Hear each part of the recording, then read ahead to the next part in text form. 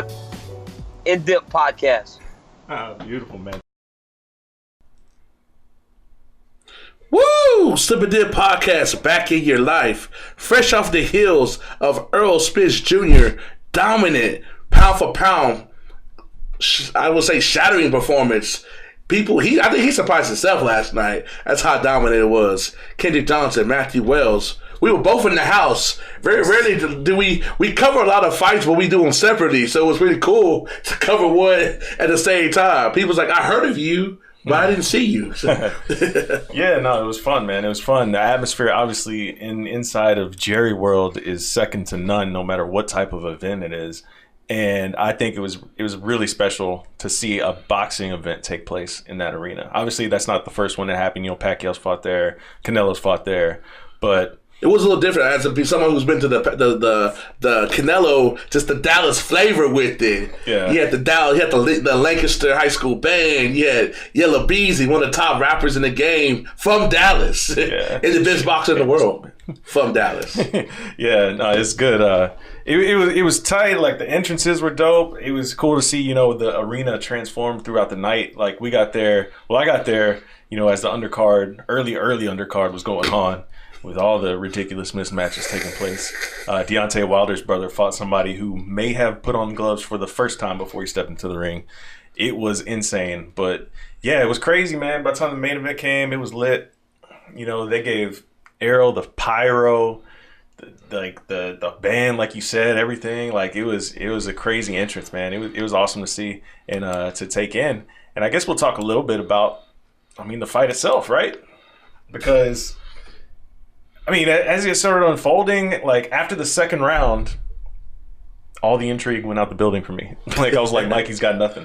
He's got nothing for him. I get to the third round, but yeah. Yeah, I guess the third round is more fair because that's when it was like, okay, Earl overcame, you know, the little bit of resistance he got in the second round, and then he went back to the third round, and then fourth, and then fifth, and it was just the same thing. Just chopping him down like a tree. Yeah, it's crazy, man. It was just dominant performance, like you said, and it was the thing that kind of sucked. It was that it never really felt like Mikey could do anything to change the course of the fight, and that's why it was like, okay, yeah, we're seeing Errol showcase his boxing skills because that was a lot of like one of the things that people were saying, like, oh, he can't outbox Mikey. No, he outboxed the you know what out of Mikey, like. I'm sorry. It's like the cool thing, like the thing that for me that I kept paying attention to is like every time Mikey seemed like he was about to get in a rhythm, Errol would dip out or reset the range, and he was like, nope. And then whenever Mikey would try to get off combos, Errol would shut him down. It was just like unleash a barrage of punches on him. Two things that we always talk about this show were in full effect. One, you see what happens when you cut off the ring. How you make a fight, a very good fighter, great fighter, future Hall of Fame fighter, look mediocre. Yeah. And then two, why does Matt show up at his first boxing fight and we got some MMA nonsense occurring? Because there's no reason that fight should have went past the 10th round. He had no chance of winning. Yeah, but they let him fight to the death, and that's his own relatives. I looked at Matt like, you would show up and some MMA nonsense shows up in the boxing. It wasn't like the only reason it should have been stopped was because it's like you're not going to do anything to win the fight. It wasn't like he was getting brutalized. He wasn't getting dropped. You know, it wasn't none of that. But it was just one of those things. It was like, all right, this ain't your night, dude. Yeah, like that's all it was. And yeah, hats off to him for I guess surviving. But yeah, like he was eating those body shots. Like when body shots echo inside of Jerry World, you know that shit's got to be hurting. Especially in the 7th, 8th, and 9th. Yeah, and it was lit in the 9th when everybody starts standing up because that's when Errol really was mashing on the gas. Man, he was really trying to get that finish, and unfortunately, it didn't come for him. You know, I talked to Derek James after the fight, and he was a little upset that he couldn't get the finish. He was like, everybody else from the gym got finishes, except for Errol. But hey, he got his hand raised. That's all that matters, right? Yeah, the new pound-for-pound king. And I asked him after the fight about being a shot caller at 147. He kind of deflected, but he had a big smile on his face. Like, y'all know what time it is. If you want that bag, you got to go through me. Pacquiao next? Easily But the thing is, I don't know if you could tell, it looked like Pacquiao was in there, but it looked like he went what he saw. He didn't want no parts 100%. of Mr. Spence. He's like, I want to retire, but I want to keep my health in check. 100%. And he was like, I don't like being put on the spot like this right now, but I mean, if y'all gonna get the money right, like that's what it kind of was like. It was like, man, y'all gonna have to pay me a lot of money to get in here against this guy. That's how I was reading it. I couldn't understand what he was saying because it was so loud in the moment, and of course, being right there, like the reverb from the mics and everything. But yeah, just reading his face, he was just like, I mean, maybe. Y'all gotta pay me a lot of money. But for Earl's legacy, he needs that. He'll have a Hall of Famer on that, so we can't get this. Who has he beaten? He has 2 future Hall of Famers checked off, former champions checked off, and he'll have the WBA and the IBF. And we know Sean Porter's going to be in the mix, so he'll get that one. And I don't know, but sometime Thurman, how that's going to come, because he went from calling out Earl to he was nowhere to be found. Out of all the 147ers that could have been there, I don't count Terrence Crawford because the whole politics of boxing, he wasn't going to be there. That's realistic. Keith Thurman was the only one that was not there. I think that's very surprising. Yeah. Auspicious, as they say. Yeah, that was kind of weird that he wasn't there. I was expecting him to be there. Everybody with PBC stable was there. I was looking. Then Castillo gets a pass. He wasn't there either, but he has a fight next week or in 2 weeks, so he gets a pass. He's training. Bro, you're shaking the cameras like crazy. No. But Sean Porter was there, and obviously Earl took the most hardest shots at him.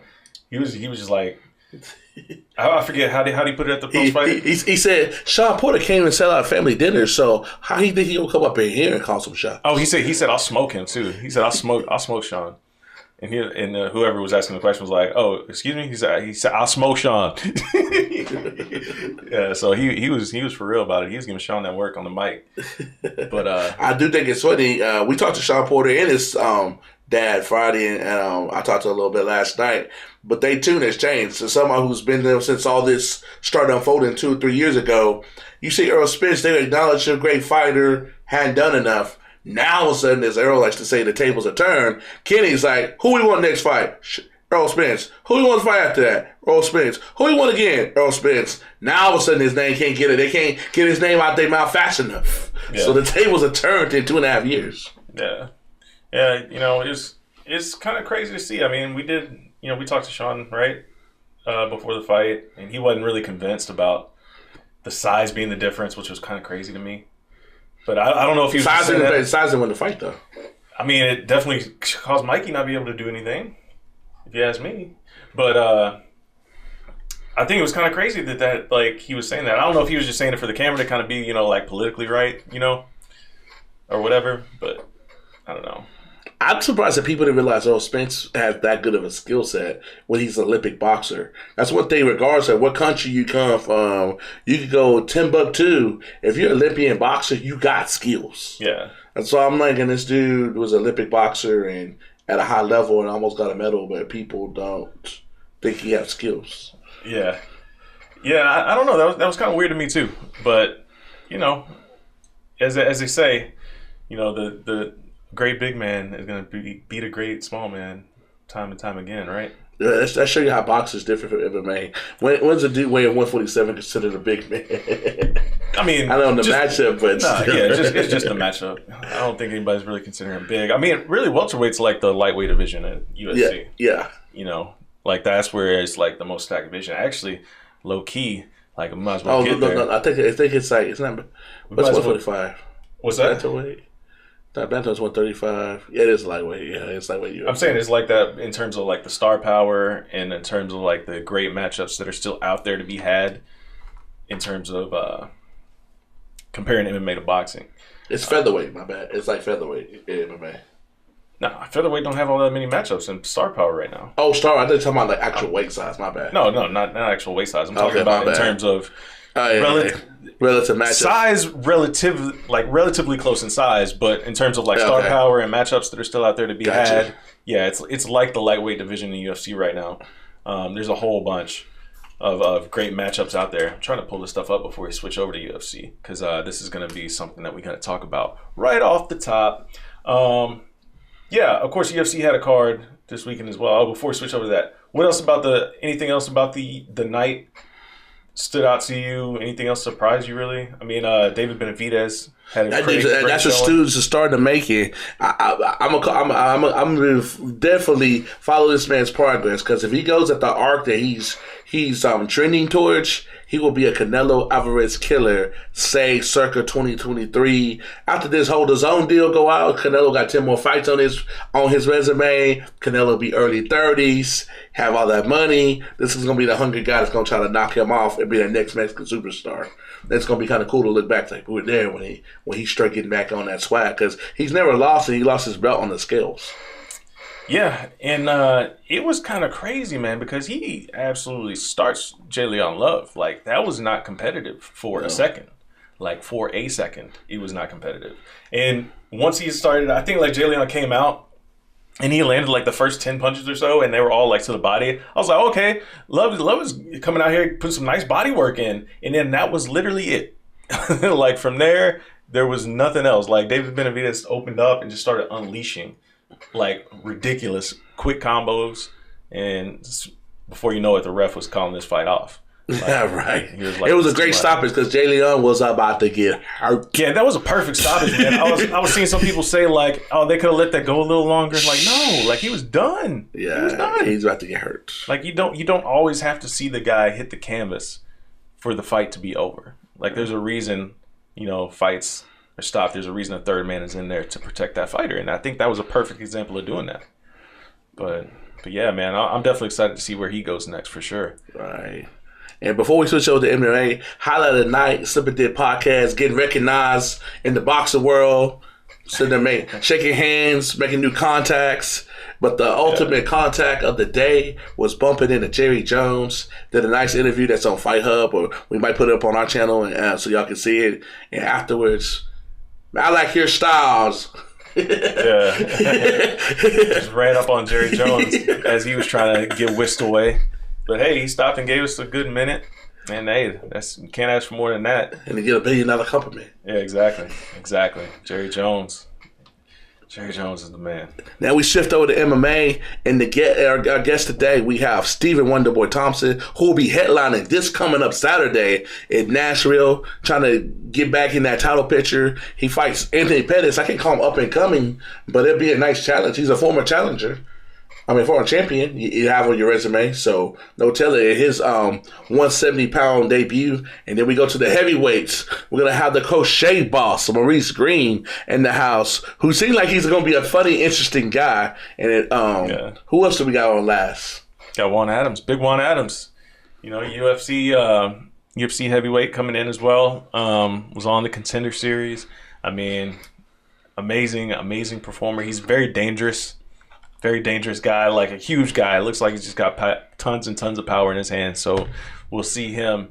We'll talk to him in a little bit as well, and see where that goes. But yeah, real quick, we got to touch on the madness that happened in the UFC world this weekend. Obviously, Till versus Masvidal went down to UFC London, and Masvidal gave him that work. And it's incredibly. I don't know the right way to put it, but for Darren Till to lose to Tyron Woodley and then get another fight, in his own backyard and get absolutely floored like that by Jorge Masvidal is crazy. I think he needs to take a solid year off. If you're Darren Till, take a solid year off, move up to 185. And if I see him scheduled for 170, I'm going to find Darren Till and slap him myself saying, what you doing to yourself? Because you need to be fighting at 185. These weight cuts are taking up too much of your time, too much of your preparation, and it's too hard to make it down there for you. So please, let's see Darren Till at 185. But the man who stole the show, obviously, was Jorge Masvidal, giving him that work inside the ring, putting him on the canvas. And not only that, but then after the fight, as Jorge is trying to get that was a highlight of the night. This was absolutely the highlight of the night. I'm going to play it here. I'm going to turn the sound on and everything. Because Why don't you put the extended version, though?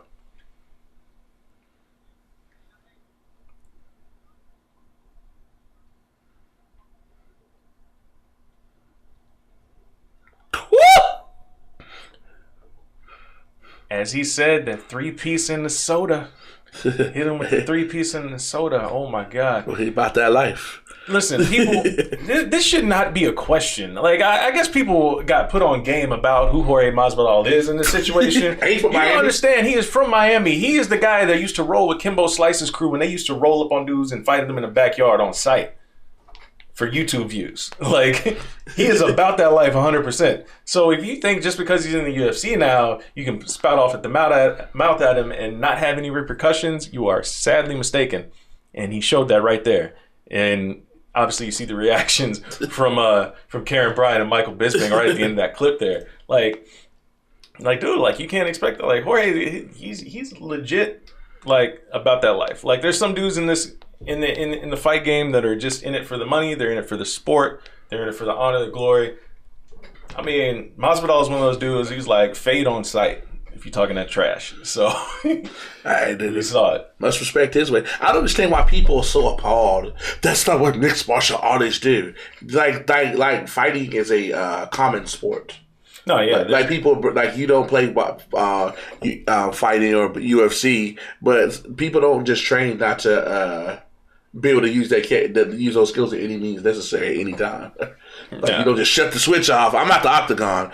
I don't do that. Most guys can do it. Most guys can do it. But yeah, there's also a large group of guys that are in the fight game that are really about that life at all times. So just be careful who you out there checking. I mean, like, you got guys like Fabricio Verdun, they'll throw a boomerang at you. So, I mean, just know who you're dealing with before you try to run up on guys talking shit, especially when they're fighters that have been in this game for a long time. That's that OG stuff, man. Another thing, too, wasn't like he just went up on that dude and picked a fight. Oh, boy, was trying to intimidate him, so he had to do something about it. Like they say in the street, he handled it. Yeah, he was talking trash during his interview, which is pretty disrespectful. But, hey, Leon Edwards and Masvidal might get that matchup next. I mean, that's the kind of footage that the UFC loves to use in their promos. So I'm sure they'll end up headlining a Fight Night card here very soon. And they'll get to settle it officially inside the octagon. So we'll see how it goes. But that is the state of 170 right now. After that, I mean, 170 is an absolute mess right now. I can't figure it out. I can't call it. Woodley deserves an immediate rematch, but he's probably not going to get it based on his relationship with the UFC. It's kind of unfortunate for that.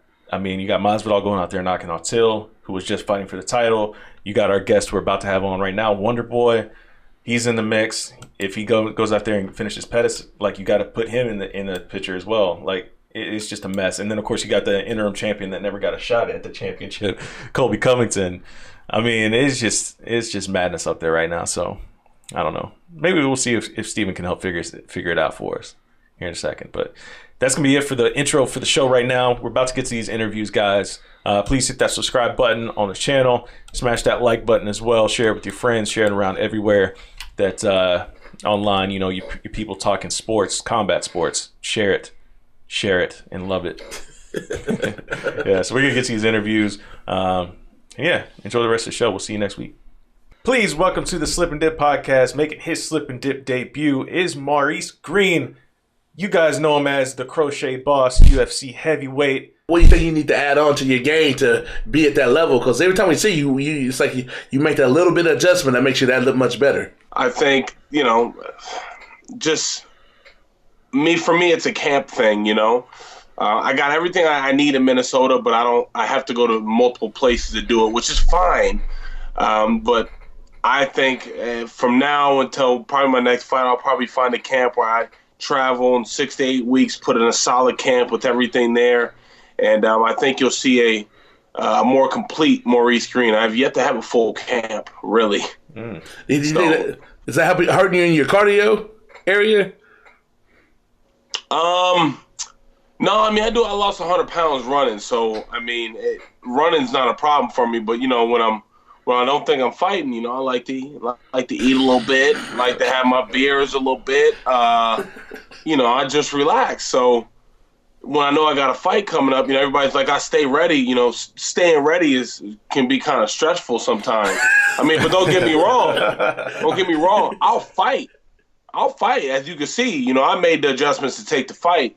But some of those guys that stay ready, they strung out. So, I'm trying to be happy, man. I'm trying to enjoy my life with this career. So, you got a good balance with the family life and the fight cage. You try to keep a good balance, man. It's hard. I want to say that's probably the hardest thing. Like, training's pretty easy. I mean, it's not easy, but training itself is pretty easy.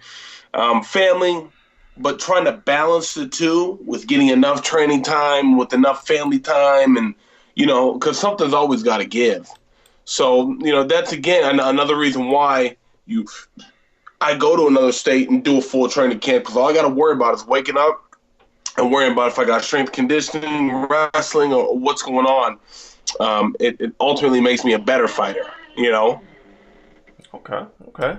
I mean, what do you think, though? Like, because some fighters, that we talk to, they say that it kind of helps them sometimes when they don't have that full camp, because it's kind of like, okay, I just got to show up and go to work, rather than not worrying about the same opponent week in and week out for, over the course of 6 or 8 weeks, however long the camp is.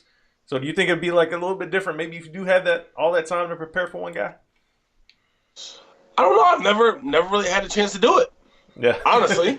Right. I've never really had 6 to 8 weeks to prepare for somebody, so I guess I don't know until I try it out. You know what I mean?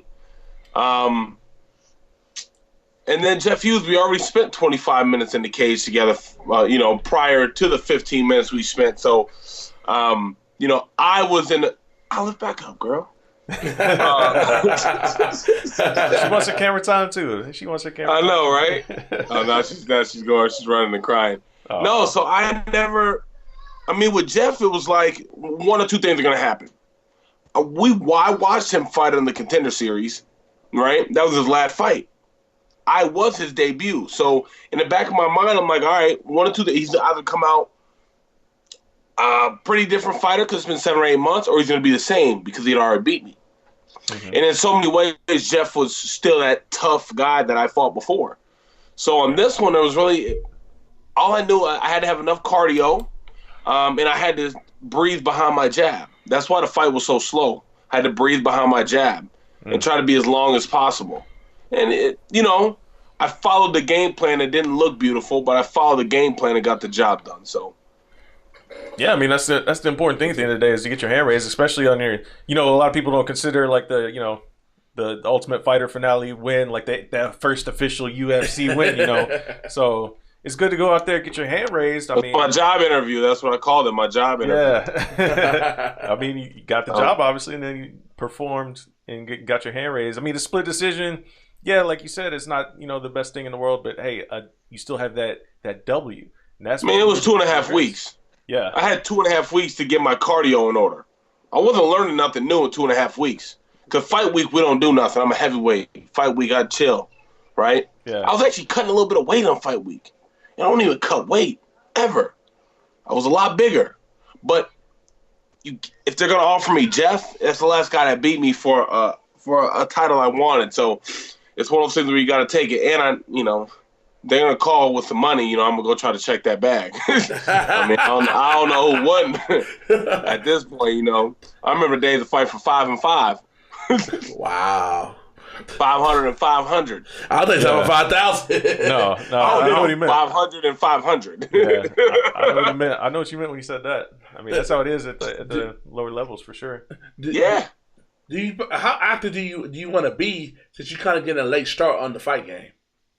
If I'm healthy, I want to fight. So, like, for instance, I fought in November, came out healthy, just fought. I mean, my shins are bruised. And my elbow was bruised a little bit. But besides that, my nose is a little tender, but besides that, I'm good. So, hopefully, I've been pushing for that Minneapolis card in June 29th.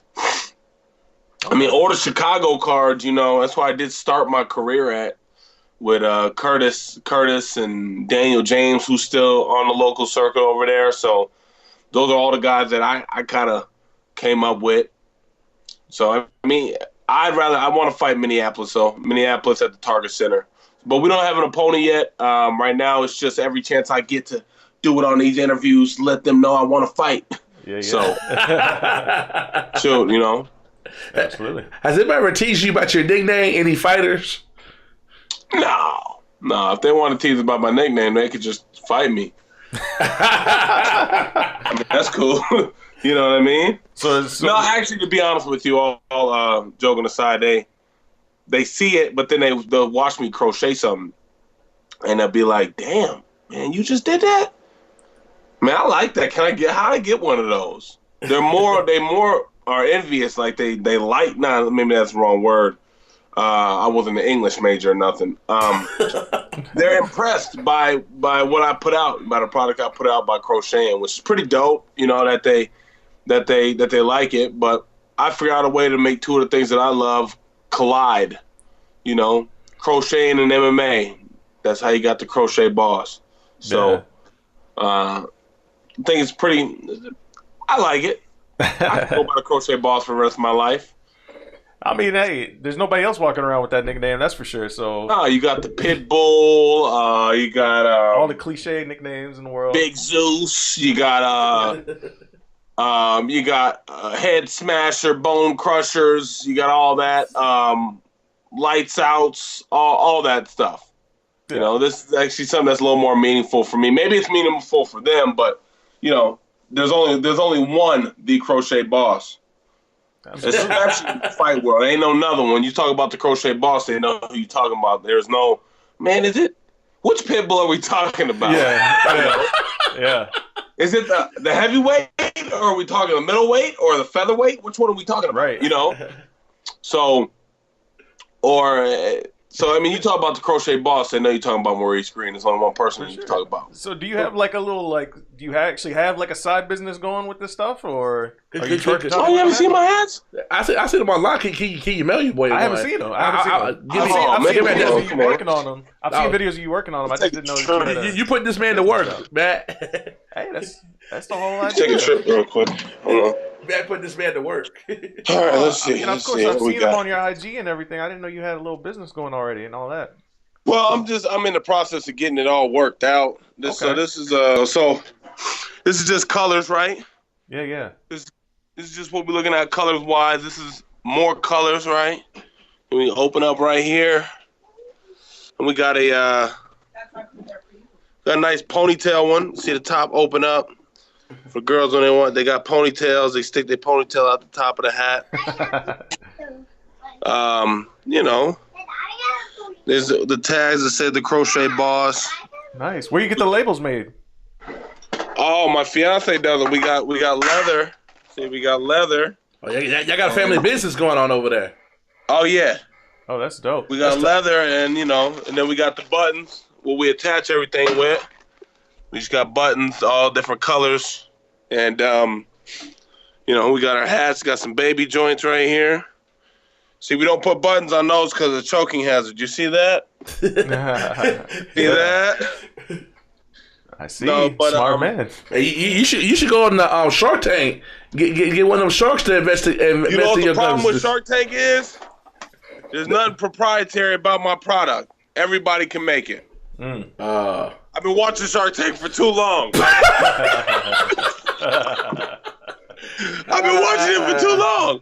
Yeah. You know? But at the end of the day, everybody does invest in the person, not really the product. Here's a couple more. I actually just finished these joints. Can you do any came out pretty good. Can you do like a Laker or a Cowboy beanie? I can do whatever colors I want. Right. Yeah, Lakers. I made a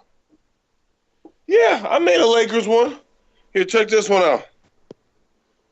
This was actually, I did this on the airplane.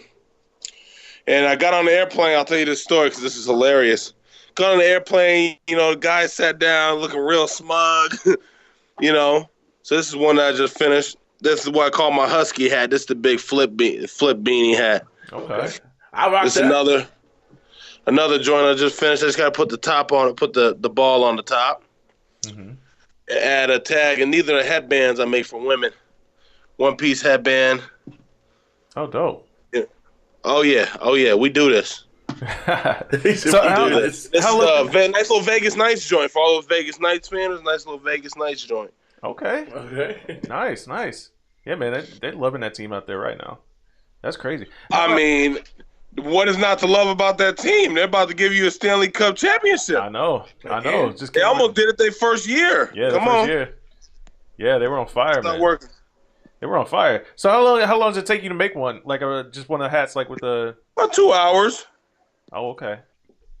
That's dope, man. So Come you on. can pump them out then.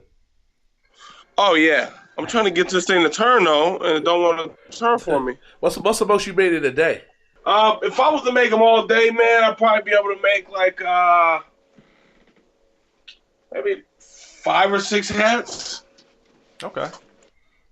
in a day straight. Because I mean, it takes like 2 hours to make the hat itself, but then you got to do all the finishing steps, and you got to add the beanie. You got to add the tag and everything like that. So it takes a little bit of time. But once you get used to it, man, it ain't no biggie. Yeah. That's dope, man. So I mean, you gotta watch out because I'm sure, like you might have Reebok knocking on the door, trying to scoop you up, providing all the apparel for the for the UFC. Reebok, you know what? Reebok can come on with it. They can go ahead and give me some labels so I can wear my own hats to the cage. I know. So wait, they won't let you walk out with your own one, like to the weigh-ins No, and all I that have stuff. Reebok right now. I've been trying to get them to clear it. So, Yeah, because I mean, all it says is the crochet boss. yeah, man. You know what I mean? They can't get you like a little stitch on patch or something. I'm not cool enough yet. Like I'm not. Listen, when I get my weight up, let me get a couple of wins, Right. and let me be a big deal for Reebok.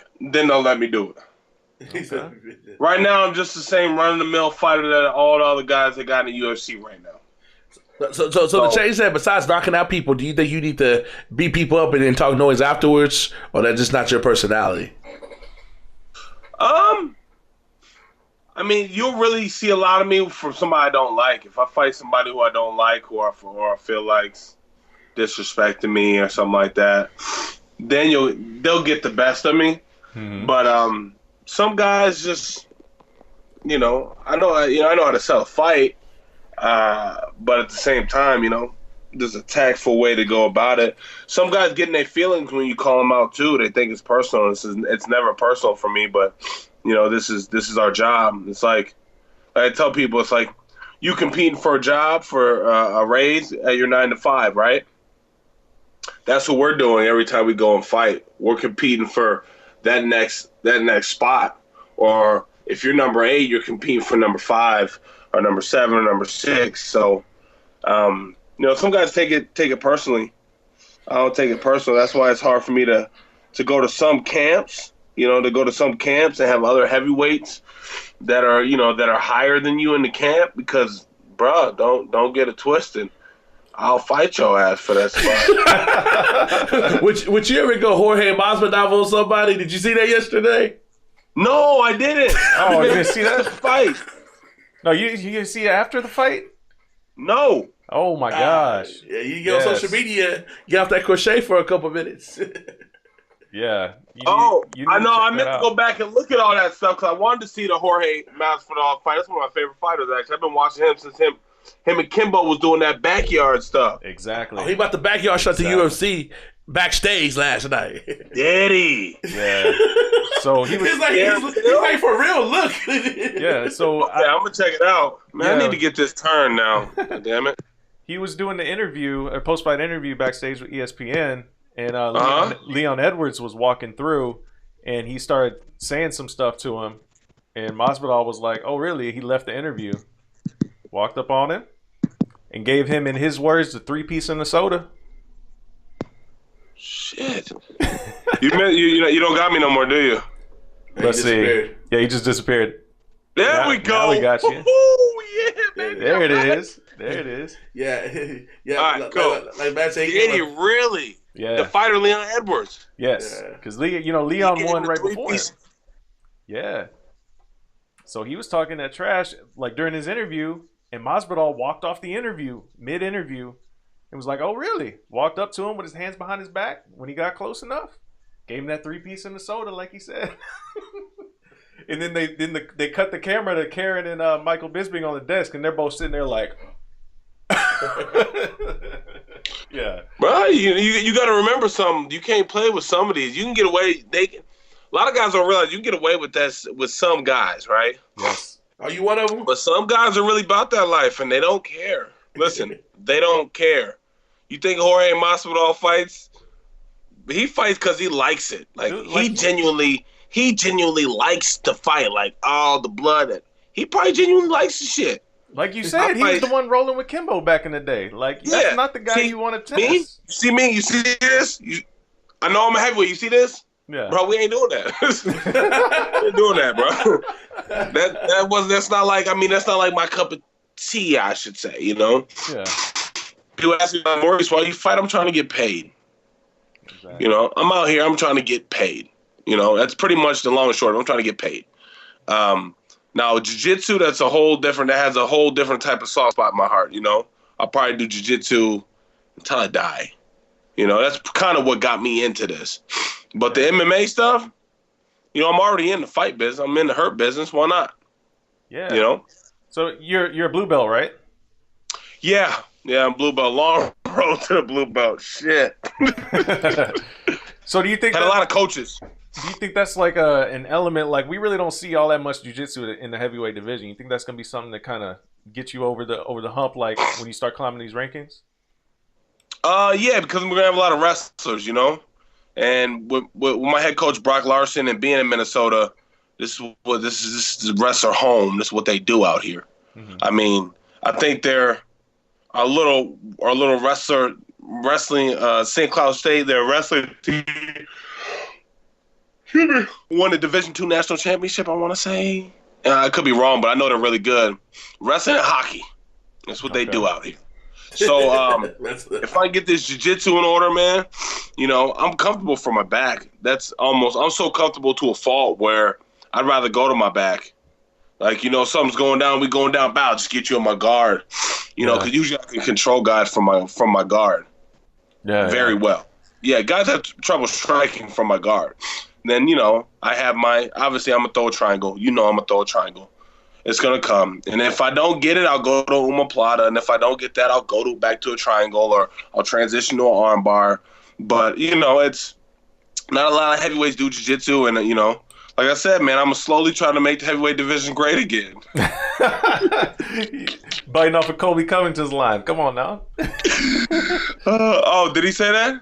Oh, you know, Colby Covington had that whole campaign. Like, he went full MAGA, like all that stuff. Walking around with make welterweight ground. I was saying this a long time before that, but that's all that matters. Yeah. Is Kobe said it on TV. Yeah, man. I think you know, you already got your angle with the crochet thing on lock, obviously. Like, that's gonna be the thing that kind of makes you interesting to a lot of people. Mm-hmm. So that's gonna be real straight. That's gonna bring the people who probably wouldn't watch the sport to be like, he crochets, he can't be that bad, but maybe we should watch him, honey. Let's check this MMA thing out. This dude got. Yeah. I met a guy on the airplane. And I'm sitting here talking to him. He's late 70s, retired, and you know, just sitting there going back and forth. I think I was on my way to Chicago. I was flying with my daughter. No, I was flying with my son at the time. Excuse me. I was flying with my son at the time for a glory fight. And by the time we got done, he was like, man, he goes, if I was still writing, he goes, I'd write a piece about you. He goes, you're a very interesting character. Mm-hmm. So he goes, for your next fight, send me an email. So I shot him an email. He shot me an email back. He said, great fight. He goes, I watched. He told me when we got off the plane, he goes, listen, normally I wouldn't watch this stuff in a million years, but, man, you're a very interesting young man, and, you know, I just want to see what it's about. That's awesome. You know, I'm going to get those people. Yeah. I'm going to make those people believers, you know? So maybe I'll have a crew of grannies come through. Deep yelling the crochet boss. I love it. K-side, woo! Like yarn and crochet hooks around and shit. You thought this out, haven't you? You thought this out, haven't you? Oh, man, you know, anything can happen. It's America. He said like Don King now. It's home of the free, land of the brave, some shit like that. Right? No doubt. Man, that's awesome. That is awesome. Yeah, I can see that for sure. You just got a whole little crochet section. Everybody's got the yarn. Maybe get some, like, how they have like the foam fingers? You get like the foam needles. Hey, marketing plan, Reebok. Listen, Reebok. You got something there. No, so I mean, yeah, but I mean, I just don't want these guys to get it twisted. I'll fight though. Right. Don't get it twisted. And the longer I'm in the gym, and the more bodies I get up against, the better I get, man. The better I get. I think being on Ultimate Fighter was a hell of an experience. It was tough for me, but it was learning-wise and just learning a lot of things about my game and what it takes. I think we just scratched the surface of what it takes in there. But I think like my coach, Calvin Gastelum, he goes through the ringer in a camp. You know what I mean? Yeah. So just getting a taste of what it's like, and not just training hard, but training hard and then on top of that, fighting hard too. Fighting hard and doing all the right recovery things so your body feels good during the training camp. It takes a lot, man. A lot of guys, I'm assuming a lot of guys train so much that they forget about the most important thing, rest and recovery. Absolutely. Absolutely.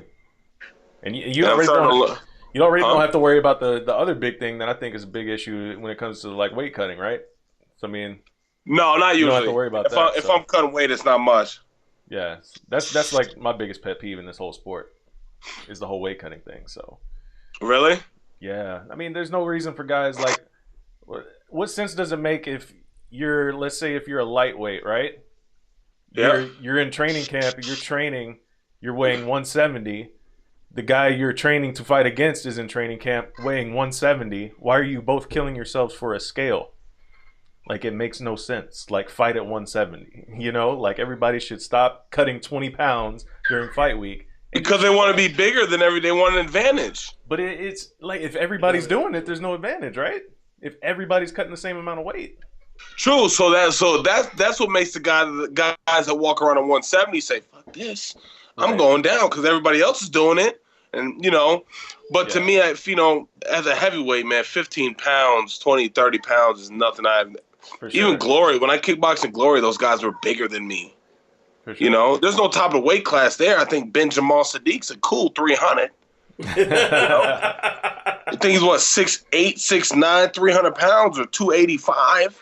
Hits like a truck. You know what I mean? So, or when I was fighting when I was 245, 250, fighting guys 265. Mm-hmm. So personally, me, I don't care. But I guess when you get down there in those lower weight classes, I mean, what's the difference? 10 pounds? Yeah. And that's what's also funny to me. It's like, it's kind of crazy. Like, you get to a certain extent or a certain number, and then all of a sudden it's like, all right, throw everybody else in the same class.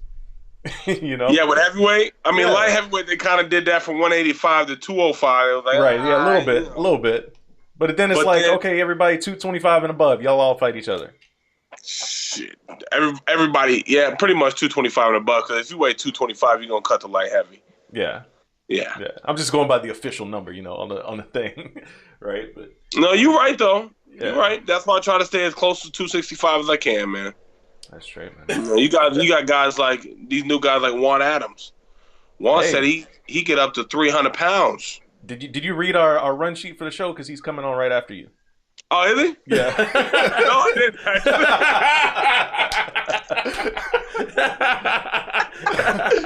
Is that somebody you want to see in the cage? No, what'd you say? That's somebody you want to see in the cage next? You know what, man? I threw some shots at Juan because we're both new heavyweights. We're both up and comers. We both trying to check bags. So we both came off fights, and I was trying to make something happen. I'm trying to turn around. I'm trying to run it back and fight as much as I can. If you don't say nothing and you just sit around and the UFC don't know you're ready, or in my case, I was trying to fight Juan. Juan was down too. Yeah. And guess what happened? Oh, Daniel Spitz is out. Well, call Maurice, Jeff Hughes, right? What if I would have done none of that, right? Who would they have called for Jeff? All right. Yeah, you got a message you want us to relay to Juan when we get him on? What'd you say? You have a message you want us to relay to Juan? I can't hear you. You hear me now? Is there any message I want to relay them? Yeah. Tell them to go out there and get the job done on May 4th. Oh yeah. Yeah, I don't even know Juan Adams actually. I just know him because he trains with Curtis. I don't really know him at all. Heard he's a really nice guy, but he's an athlete. He's an athlete. I wasn't an athlete. I just fell into this shit. He's been an athlete, so he has a job to do on May 4th, and he has somebody he needs to get through. And I think at some point in time, the UFC will throw us in there together. Cool. I mean, it's gonna happen. Yeah. It's gonna happen. Hey, you know what I mean? Heavyweights, man. Heavyweights getting there and banging out, man. I'm excited to see it happen. Obviously, I can't wait to see you back in action as well. So we're going to be paying attention to when you get your next fight sign, and we'll be obviously watching the fight. Oh, absolutely, absolutely. Thanks for having me on. Yeah, man. Hey, Slip Dip podcast motto is you ball, you get the call. So when you get that win, we're going to have you back on because you're going to be balling in that cage. Okay. Absolutely, man. Thanks for the time, brother. We appreciate it. Was it Sammy Sosa? What's that? Yes. That's old school. I don't know how many times I did it. I did that about 15 times. I said it about 50 years. Maybe it's for 15 kids. We'll never know. 15 steroid injections, something like that. Who knows? Or that. Hey, before you guys go, my son, when we lived in Chicago, right? Mm-hmm. I was showing him Sammy Sosa. And then I showed him the interview with Sammy Sosa and said, Daddy, what happened? And that's not the same guy, Daddy. I was like, it is, Jack. He's like, Daddy, but what happened to his skin? Oh. I said, Jack, he must have bleached it. He did what Michael Jackson did. He was like, but Daddy, that's not right. Yeah. Kids say the damnest things. I had to say that. But anyway. That's hilarious. Yeah, man. I appreciate you guys. Thanks for having me on, and I'm sure I'll be back on at some point in time. For sure, man. We'd love to have you back on soon. Stay healthy and get them wins. We will. It's the Crochet Boss, man. Make sure you guys follow me on Instagram, Twitter at the Crochet Boss, and the Crochet Boss fan page on Facebook.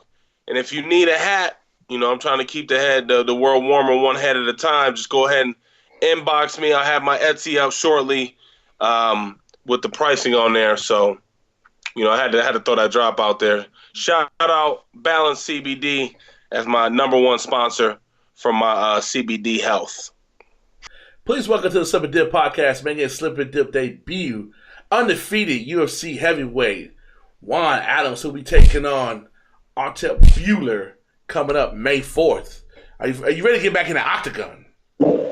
Yeah, man. It's been a pretty long journey, despite asking.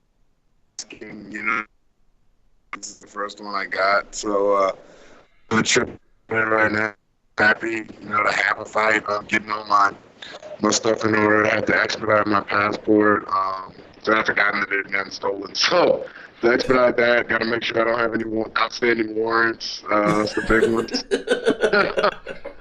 Make sure the whole team's ready to go, and we're just going from there. So far, I know you're early in your career. Do you think people sleep on how, you're a big guy, just how athletic and how agile you really are? It's one of those things like it don't look like it's that big a deal until you get up on them and they're like, "Oh shit!" and you already got them.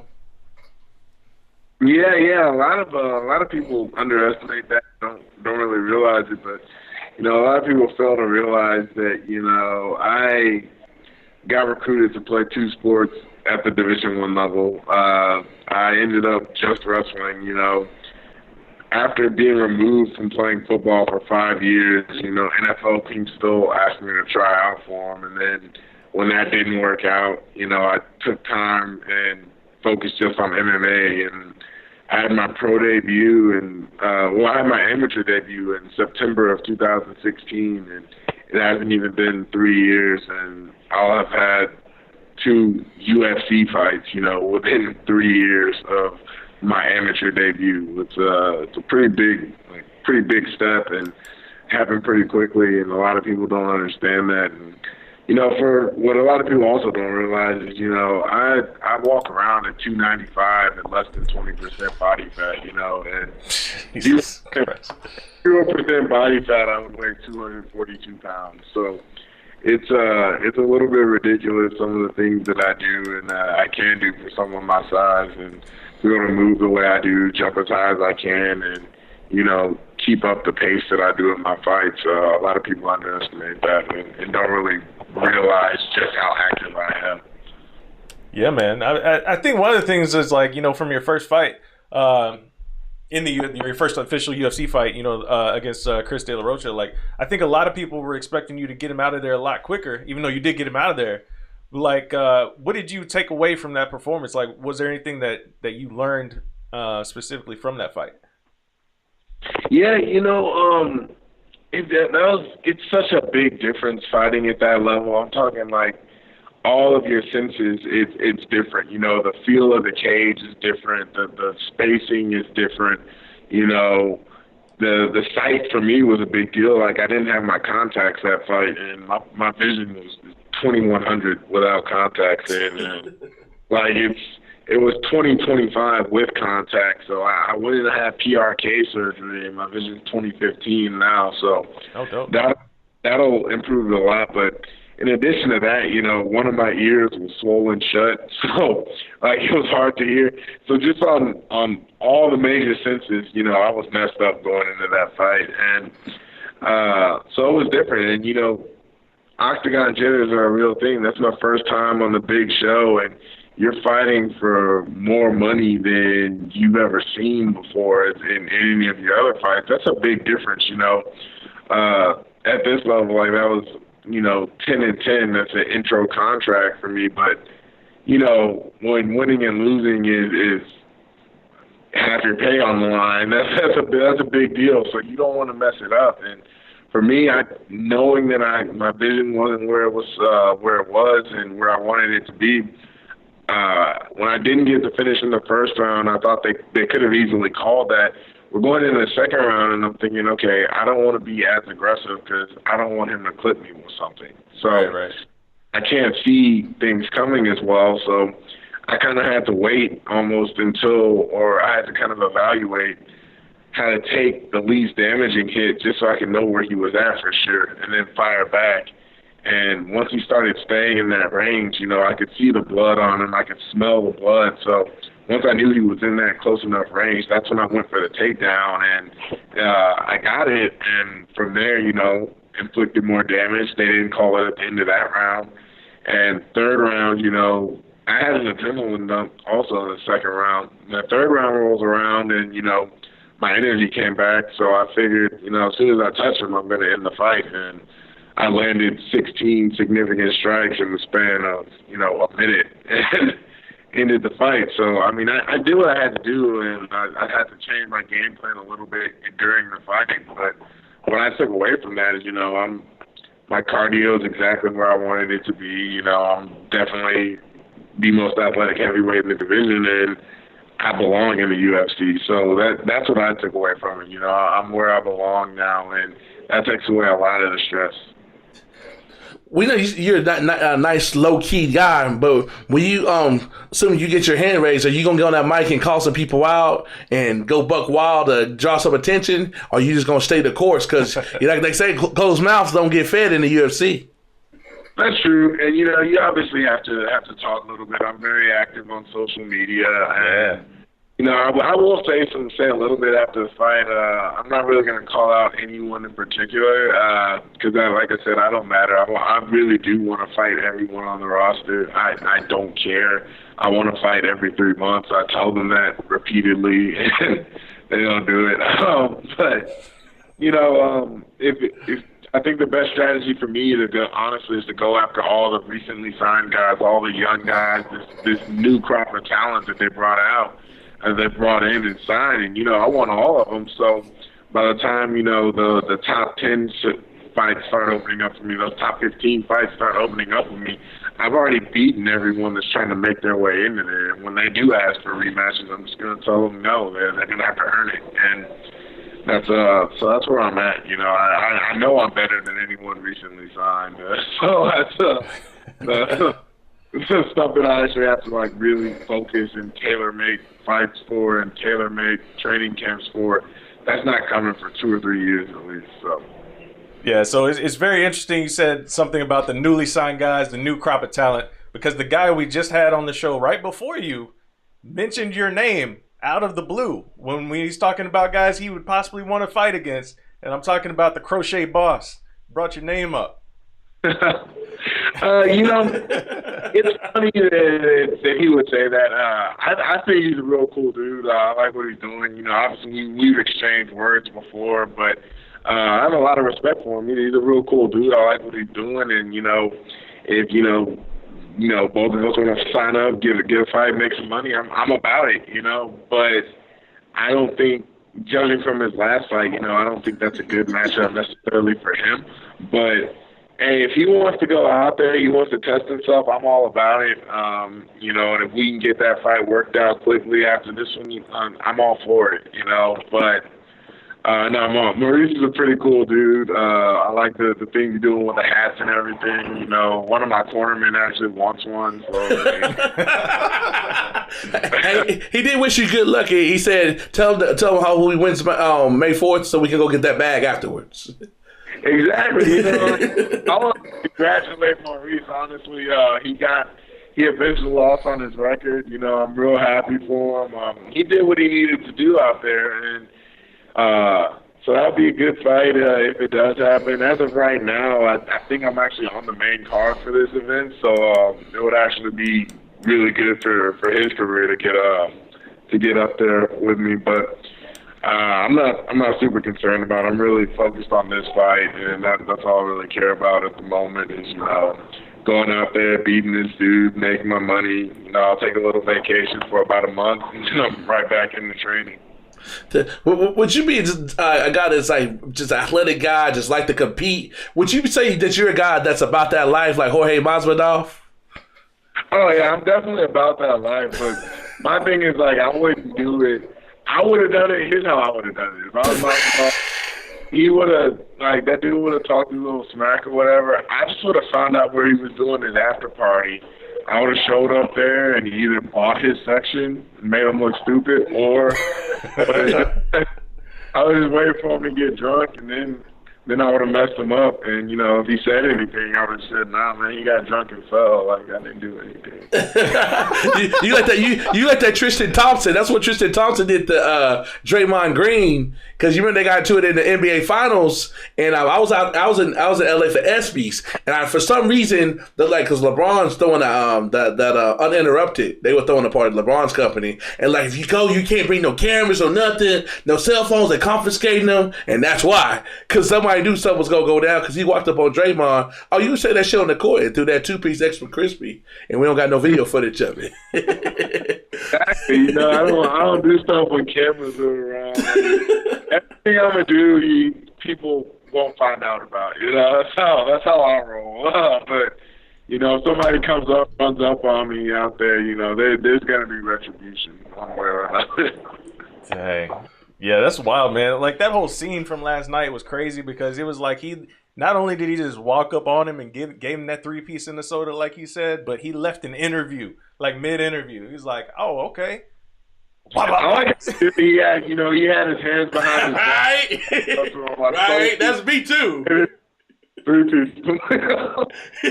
I'm the same way, Juan. That's exactly what I like. He came with his hands behind his back.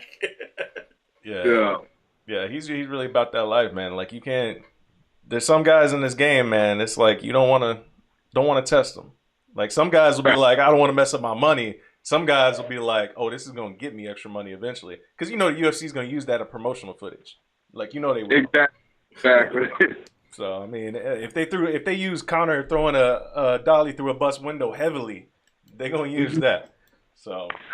Yeah, for sure, and if Conor and Khabib ever fight again, they're gonna use the footage of Khabib climbing the fence and the brawl afterwards, all that.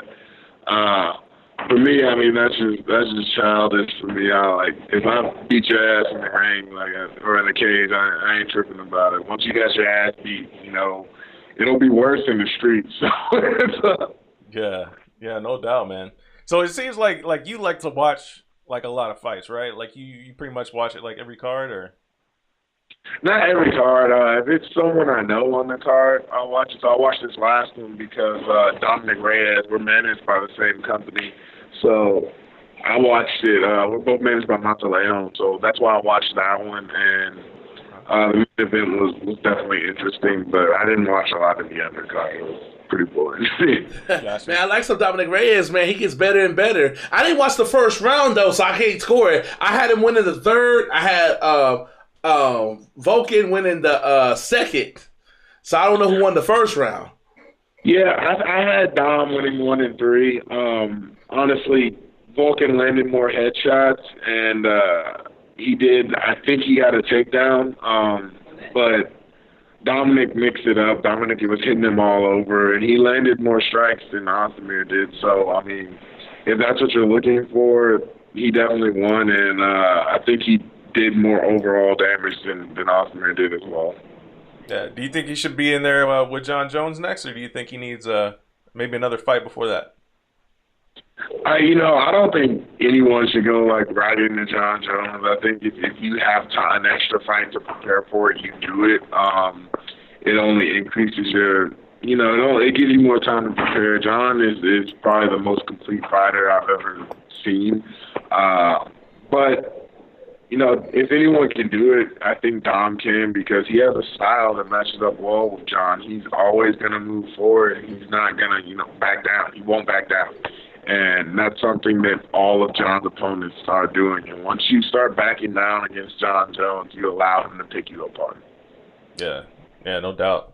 That was one of the things I said about the Anthony Smith fight. I was like, he can't let.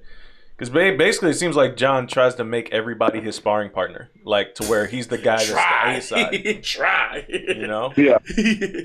So yeah, the guy that's going to beat him is going to be the guy that brings the fight to him. And I don't know if there's anybody at 205 that can really do that right now. I think Dominic is probably going to be the closest guy to it, but he can't ease off the gas. He eats off the gas just say that second round. You can't have that against John Jones.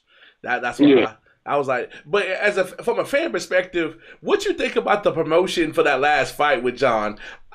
If there's a person that can't beat him, I can tell you now, you can count their losses on one hand. Was that laughable? Yeah. It's,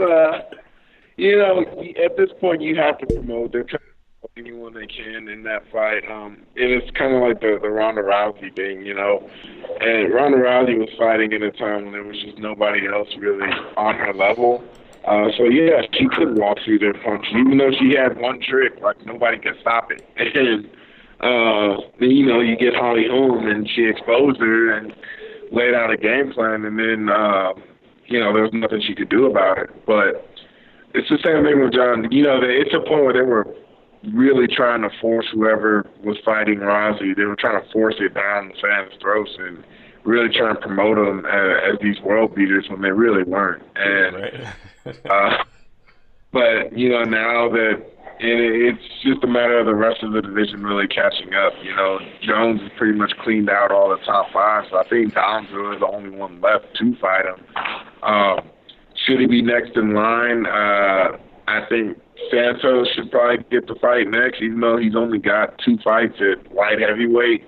He's on a winning streak, and Dom is too, but Santos is on a finishing streak. So true. You kind of got to give it to him, because even though they're both on winning streak, Santos is finishing, and that's what you got to give to him. But and honestly, I think if Santos does beat Jones, that's an easier fight for Dom. So either way, I think Dom should get a title after that fight. Yeah, man.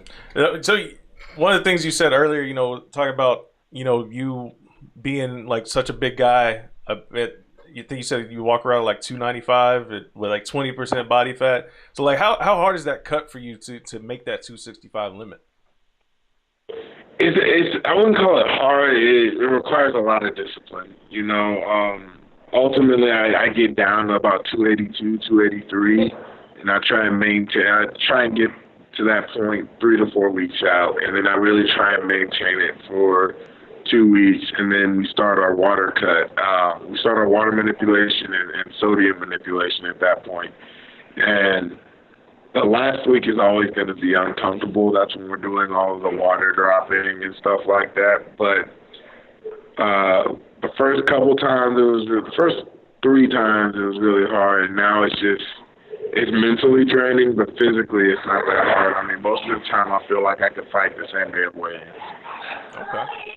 So what do you do to cut weight? Being a big guy, like you do a lot of cardio. Like for instance, can you at least lose 30 pounds in a month? Like without cutting? No. I'm not doing a water cut. I mean, I could, but I would have to get down to a point where I was eating about 1,500 calories a day, maintaining the same workout schedule I'm at, and that's really not something you can maintain for more than 3 or 4 weeks at a time. Right. And so what I do is I decrease my calories. Right now I'm at about in the 23 to 2,600 calories a day range, and I'm walking anywhere from 3 to 6 miles a day on top of the other workouts that I'm doing. So we're at 6 hours of activity a day. 3 of those hours are intense activity. Most days, 4 days out of the week is 3 hours of really intense activity and then 3 hours of lighter activity. And then 2 days a week, I just have 2 hours of intense activity, and then 3 or 4 hours of light activity. And then the remainder of the week is just 1 hour of intense activity with an hour or 2 of very light activity. So the point for us is to be in constant motion, constant movement, constantly burning calories to increase the deficit that we're at. And on days where I do a heavy lift, I'm at about 2,800 calories. On days that I'm not lifting, we're in the 23 to 2,500 range. So it's really scientific, and I log a lot of the food. I don't list my workouts just because my trainer works really hard to make those up, and I don't want people just copying me. I doubt most people do what I do anyway, but in the off chance they can, I'm not going to make it easy for them to copy my shit. So, So do you cut out sweets? And when you say walk, do you like walk around the track, like 4 miles? There's a trail here. I walk 2 miles down, 2 miles back. That's cool. I may try that myself. Yeah. I'm taking notes. I'm not gonna put it on social media. Huh? I'm taking notes, but I'm not gonna put that on social media though. Yeah.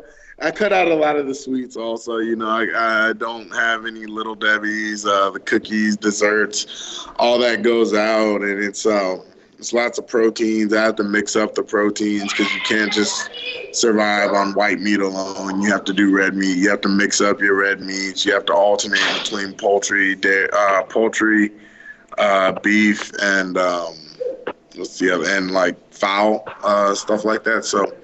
It's and fish, so you gotta. It requires a lot of work, but everywhere you go, they usually do have clean options. You just have to find them. Okay.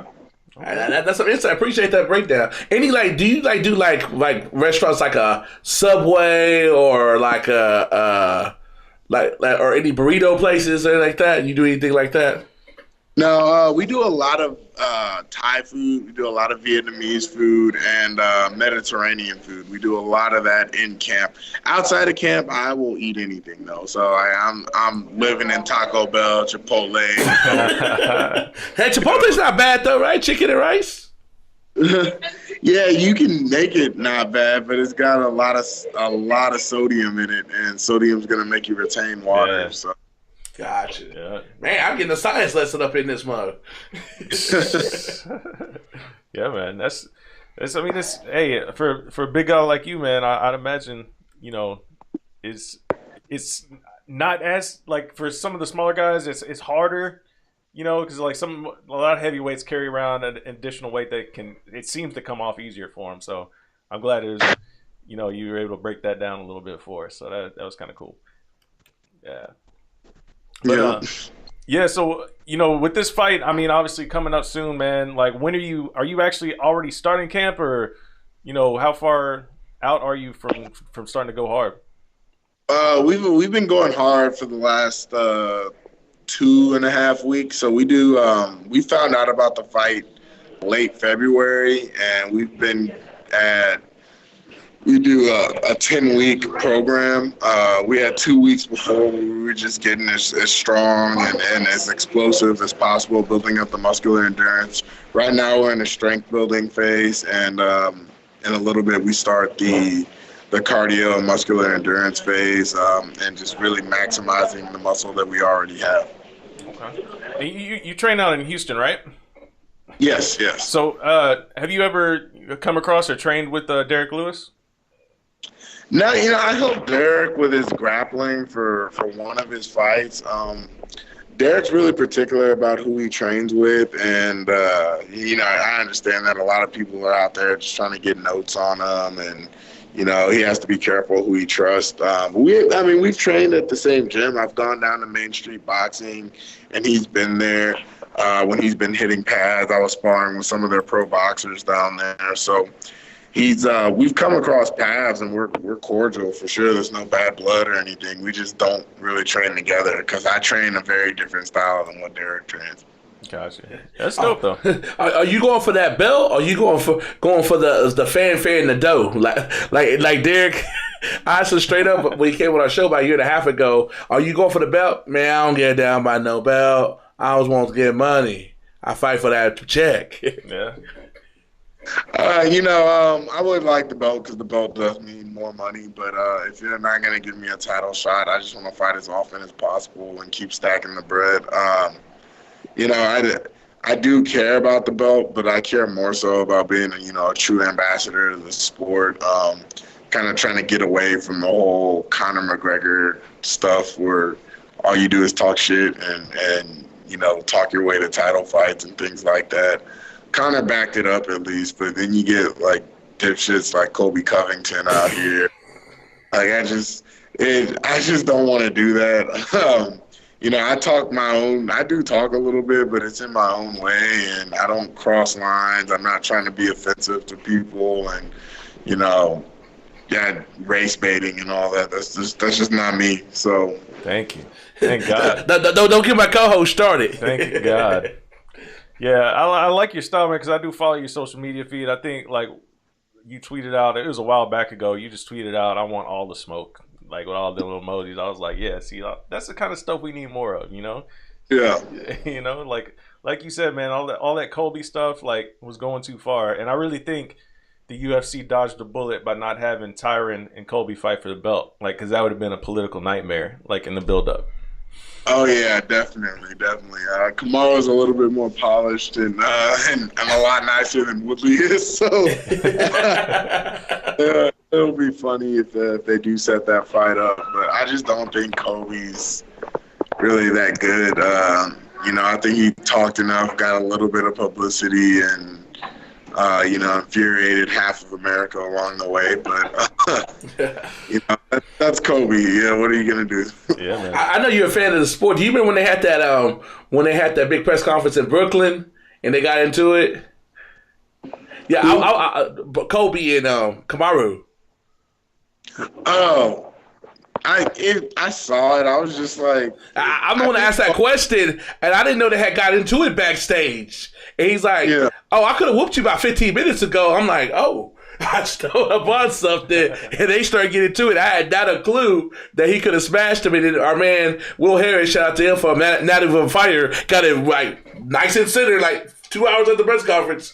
Dude, we from the same hood. I smush you, and you just see Kobe just drop his head and come call security guard over. Yeah. Like I said, I think Kobe, at the end of the day, just isn't really about that life. But it's fun. Yeah, I find it amusing because I think ignorance is hilarious. But, a lot of people really want to get behind that and make it about what it's not. At the end of the day, man, we're fighting in a damn cage for other people's entertainment. It's not for your people or the elevation of any one culture above the other. Like, I'm fucking fighting for people's entertainment. We're an entertainment sport. Obviously, you can conduct yourself in a respectful manner. You can, go the Chael Sonnen and Colby Covington and McGregor route. Like, it's up to you. It's an individual thing, and it comes down to that. And that's what makes the sport great. It's what it draws different audiences. And if you have the ability to bring new eyes to the sport, that's good because it generates more revenue for the sport and it generates more money for everyone else. So, I'm all about doing whatever it is you got to do, but I don't take much of this stuff personally. Beautiful, man. So you got Arjun Bueller on May 5th, man. So how's it go down? What's your prediction for it? I mean, I think I knock him out. So it really depends. Like I tell everyone, it depends on how I feel that day. Some days I walk in there like, yeah, I want to kill somebody, and those are the first round finishes. Other days I'm like, all right, I'm just here to work, and I do whatever it takes. I stick to a game plan, and my thing is always to go out there, fight my fight, and whenever he falls, because I don't think anyone's going to be able to withstand 15 minutes of damage from me. So it doesn't cross my mind. Going the distance never crosses my mind, and I know at the end of the day I'm going to hurt anyone that steps in that cage a lot more than they're going to hurt me. Oh, there it is, man. You heard it straight from the man himself. Juan, thanks for coming on the show, man. We appreciate the time. Fantastic interview, man. I can't wait to see how this all plays out, man. No problem, man. Thank you. I can't either. Hey, when you get that hand raise, you gotta come back on because our motto is, and on the Slip and Dip podcast, when you ball, you get the call. Oh, for sure, man. Absolutely. Yeah, man. Thanks for coming on, brother. We appreciate it. No problem. I'll see y'all later. Have a good one. Please welcome back to the Slip and Dip podcast. We like to call him a friend of the show, one of the best guys at MMA, and more importantly, one of the best fighters in MMA, Mr. Stephen Wonderboy Thompson himself. Thanks for coming back on, Steve. Hey, man, anytime, man. Always enjoy hanging out with you guys. What's your mindset going into this fight when you basically got a guy that's trying to challenge you and is not really in your weight class? Yeah, man. You know what? To be honest with you, I don't like to say I just want to stay busy, but I've been out for 7 months, After the Till fight, I ended up injuring my MCL, so I was out for a little bit. And then I was trying to get some of these 170s to fight, Robbie Lawler, Leon Edwards, Ponzinibbio, and it just never came into fruition. So I was kind of opponentless, and I was actually headed to Denver on a vacation, little snowboard vacation, and I took my phone off of airplane mode, and my phone was blowing up. I'm like, what is going on? And I looked, I saw where Anthony Pettis called me out, man. I'm like, you know what? I'm a big fan of Pettis anyway because we have a similar style. Let's see if we can make this thing happen, which is pretty cool because fighters can still make their own fights, through social media, things like that. So that's kind of still cool to see. But, yeah, man, he's a former 155 champ, and I am in no way taking this guy lightly. I mean, you had a lot of 155ers coming up to this division and doing work. I mean, Michael Chiesa, who Anthony Pettis submitted, just beat Carlos Condit, Of course, Cowboy Cerrone, George Masvidal was a 155er, and he just knocked out Darren Till. So it's like, man, these 155ers are doing work. So I'm not taking this guy lightly at all. And I'm focused, man. I'm ready to rock and roll, step back out there in the cage again. Do you think after you threw his name out, after Masvidal's performance, I know you beat him before, do you think you have to put on a spectacular performance, not just win, put on a spectacular performance? And what do you think about all those antics, people getting 3 pieces and sodas on the side after the fight? Dude, he was cracking me up, man. I hit with that 3-piece with some soda. I'm like, what? Dude, that was cracking. He had me cracking up, dude. That guy is the realest person you're ever going to meet, man, Masvidal. And that's what I like about him. He was a great opponent. Yeah, I did beat him, but he caught Till, man.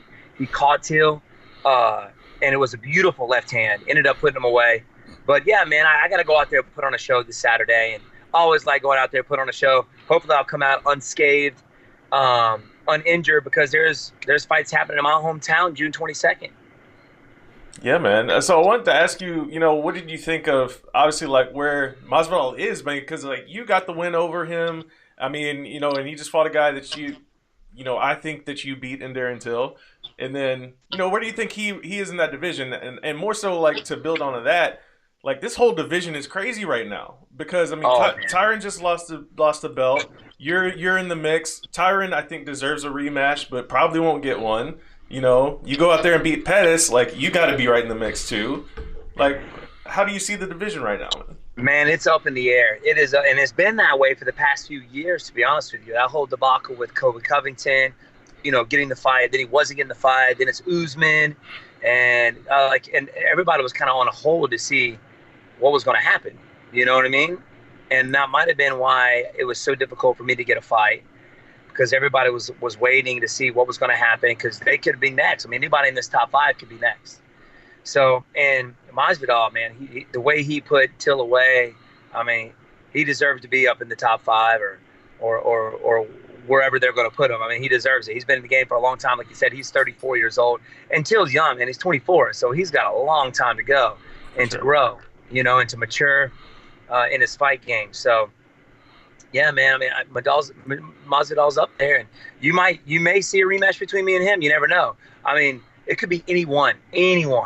Could be Lawler. Leon Edwards did work. He did a phenomenal job against Gunnar Nelson this past weekend too, who's a dangerous opponent. So, man, it's crazy. I have no idea. You got Ben Askren in the mix too now. Like, there's just so many guys. I mean, do you think like you get a win over Pettis, like you'll have to get another one before you get a title shot, or do you think you'll be able to call that shot and actually get it this time? No, I mean, I know Anthony Pettis he's got a name, and he's the former 155 champ, but I don't know if beating him is going to move me up. But I do believe it's going to put me back in the spotlight with the UFC and the fans. When you're out for 7 months, out of sight, out of mind, I mean, they're not thinking of you. They don't see you out there. You're not in front of them. So I think a good win over him, will put me back in that spotlight to keep pushing for that title, because I'm not giving up on it. I'm going to go out there and whoever I got to face. And I like to look at the worst case scenarios. I may have to fight 1 or 2 more times before I get that title shot. We'll see. How much are you? You think your style's adapted to those wrestlers? Because Tyron didn't really try to wrestle you, but somebody like Kamaru, he's not gonna try to strike with you. He knows what you're gonna do. You know what he's gonna do. So how you prepare for that? Because he's very good. As he said, he ain't great at nothing, but he's the best at effort at mixing it up. Yeah, man, he does very good. He's got cardio for days. He can wrestle like that all day and all night, man, which is crazy. But yeah, he is a strong wrestler. And I've faced high level wrestlers before. Jake Ellenberger, Johnny Hendricks, of course Tyron, but he didn't even try to wrestle me. He got me down once or twice, but I'll pop right back up. I got some of the best wrestlers as well. Chris Weidman being one of them. I mean, Weidman's one of the best wrestlers, I think, in the 185 division, and not including his last fight. He was winning against Souza and just ended up getting caught. That's just the name of the game. But I got my buddy Carl Reed, who's the Lime Coach University wrestling coach. He's also one of my main sparring partners. He's a 205er, high-level wrestler. And, I'm prepared wherever the fight goes. And I know at some point I might be facing Usman or Colby Covington, and I'll be ready. When we say like I said, one of the best guys in the game today, when we say you get out of character to try to get that shot, or you just going to be typical Stephen Thompson and just do your thing and stay in your lane? Man, you know what? I am who I am, brother. If I start trying to talk smack now, everybody's telling me to shut up. They'll be like, dude, that ain't you, bro. Just be quiet. And I think you got to be good at it. Like, you got some guys who's got the gift of gab, like Masvidal. And yeah, Masvidal, man, he just comes out. And then you got guys who try too hard. Kobe. Like Colby Covington. And I don't want to be that guy. You know what I'm saying? So, yeah, man, I'm just going to do me, bro. I'm going to put a smile on my face, walk out of that octagon, and do what I do. Yeah, man. I mean, it's worked for you so far, right? I mean, everybody thinks like – my favorite thing is like everybody treats you like you're like a Marvel superhero. Like you're in there teaching the kids, and then all of a sudden you transform into this badass fighter in a cage. And then you go. They need to have a comic book, bro. You throw it out there, tweet it out. We need a comic book, bro. I'm a huge comic fan anyway, man. I'm a huge Marvel fan, DC fan, so like that's like right up my alley anyway. Steve, how do you ride that line of still being a role model and still having to be in a sport where cussing and stuff gets you money and provides for your family? How you write that line? Because you do a very good job of still keeping your role model for the kids and stuff you got back in North Carolina and still being highly respected in the MMA game. Yeah, man. I mean, I think when you're real, like, people respect that. And then that's just who I am. Growing up in a karate background and, me being a Christian man, I want to be. I know what the martial arts has done for me, and not just as a fighter, but as a man as well. Always showing respect, modesty, courtesy, integrity, showing self-control, perseverance, showing that indomitable spirit. And that's what it's about, man. I want to give that back to the kids when they see me out there. I want to be the best example of what not just being a fighter, but a gentleman should be. You know what I'm saying? Like, you don't get that a whole lot anymore. You don't get that anymore. So, me coming from a small town as well, that's just me, my friend. That's just me. So, I'm not the type of guy to sit there and talk trash or anything like that. I respect my opponent, and it's crazy because you can dislike your opponent as much as you can, and after you fight them, and you see that time and time again, the respect after a fight. And you don't really know somebody until you fight them. I know that's kind of weird to say. I hear you fighters say that all the time. You see where their spirit is, what kind of spirit they got. They're the type of person that can take and get a hit or get knocked down and keep on going. Like, that's the guy I want on my team, on my side, that kind of spirit. And then you got guys who get hit once or twice and they're looking for a way out, already. Just take my back and submit me. And I've seen that. I've seen that happen at the highest level too. So you learn a lot about somebody after you fight them. And then, I think that's cool. And I'm not an emotional guy when I'm out there either, because I've seen that. I like to think of myself as a very observant person, and I've seen people emotional out in the fight game, and they start doing things they normally wouldn't do, and then they leave themselves open. They get put away. So I don't get angry, man. I'm in my zone. I'm in that flow. I've got that I'm in that ultra instinct state of Dragon Ball Z. You know what I'm saying? Ultra instinct state. You always had that flow. You talking his lingo. My co-host, that's his lingo. Yes. You're a Dragon Ball Z fan, dude. Yeah, man. Love it. I grew up with Dragon Ball like that. They were my inspiration to train as hard as I could to get on that level. When I was a kid, growing up, I'm like, you want to be like Goku, man? I trained my butt off. Yeah. I never really watched it, but I can college people watching it. Like, we got 19 and 20-year-old grown-ass people watching TV like this. Yes. Exactly. My dad gets so mad at me. He's like, Steven, man, you're 36. Why are you watching cartoons? I'm like, Dad, it's not cartoons, it's anime. Get it right. Like, exactly. It's anime. It's different. Exactly. It's a huge difference. People don't understand. The storylines are real-life storylines. It's just animated. It's the difference. And I got my brother watching the whole Naruto Shippuden series, and he was addicted. He's like, dude, this is like a soap opera, ninja soap opera, bro. It's the best. I'm I'm telling you, man. Like, I found myself crying in some episodes. Like, dude, my favorite when Jiraiya died, I'm like, I was bawling, bro. If people that listen, if you don't know what we're talking about, you need to learn. You need to start watching, okay?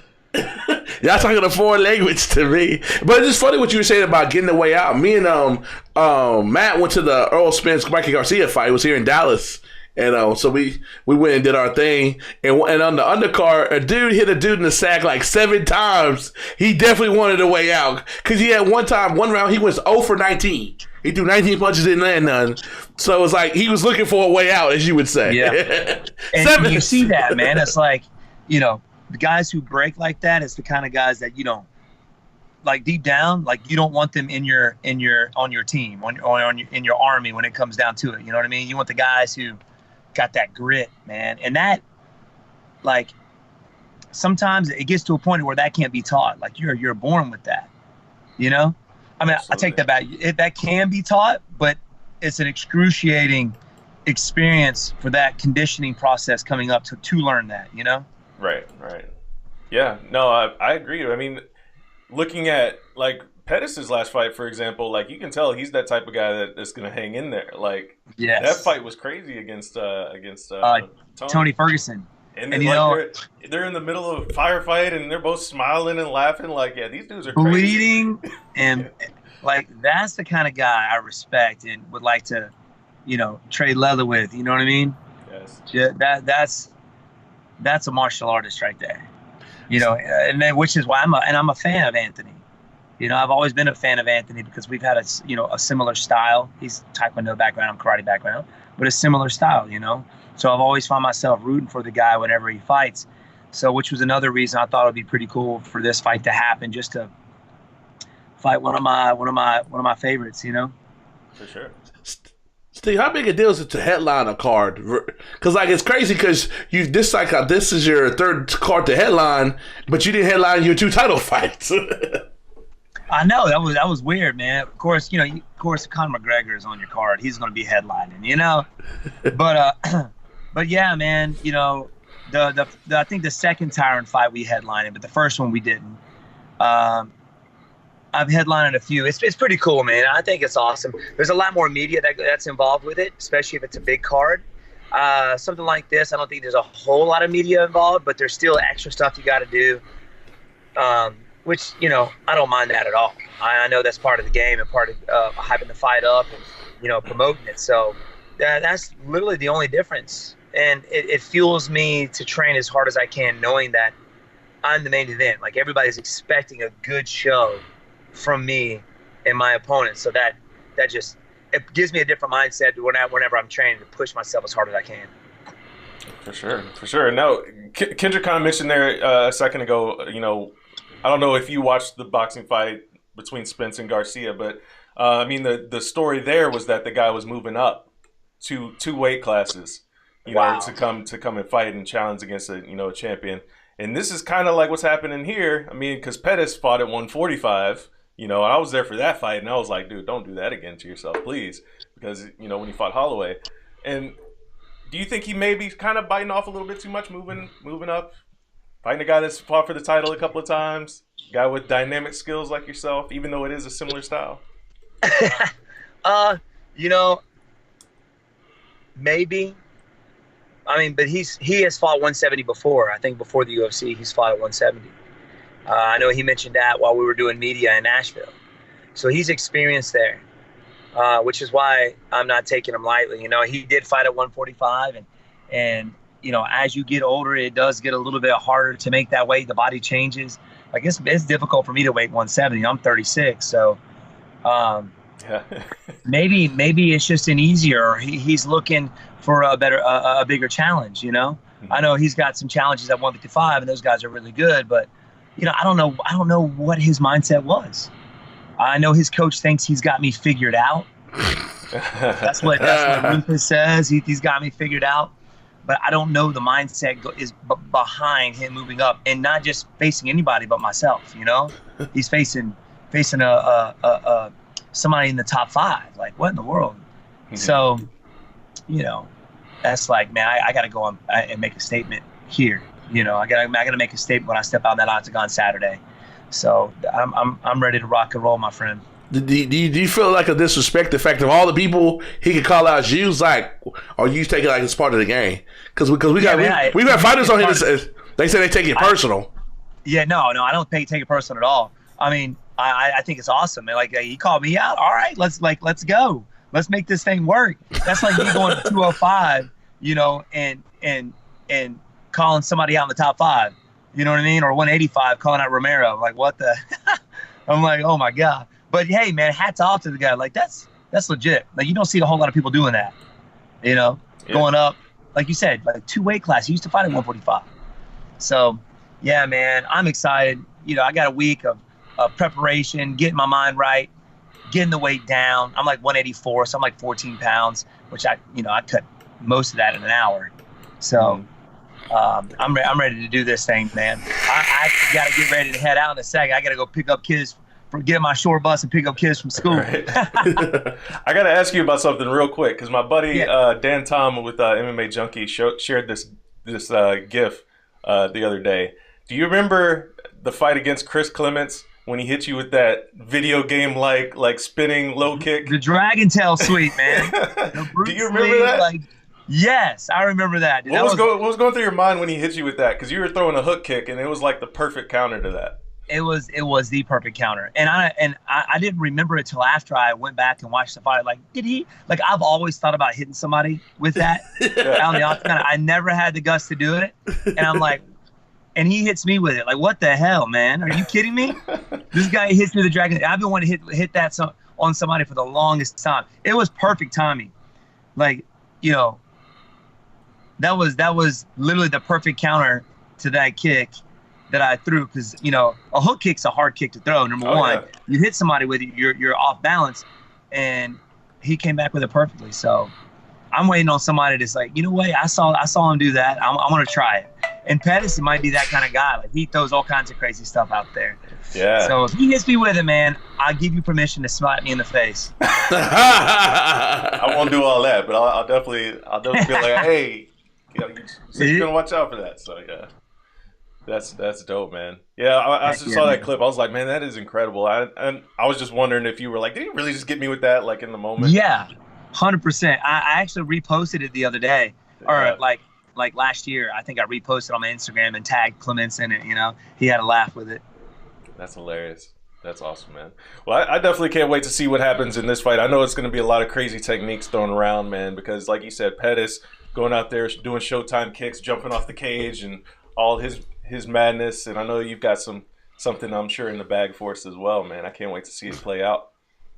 Well, I appreciate it, my friend. I appreciate you guys having me on. Always a pleasure. Hey, we'll have you on a couple weeks when you get that dub, because you know you get the call. Hey, I'm down. I'm down, man. Absolutely, man. Well, best of luck, man. Can't wait to see you guys. get your hand raised.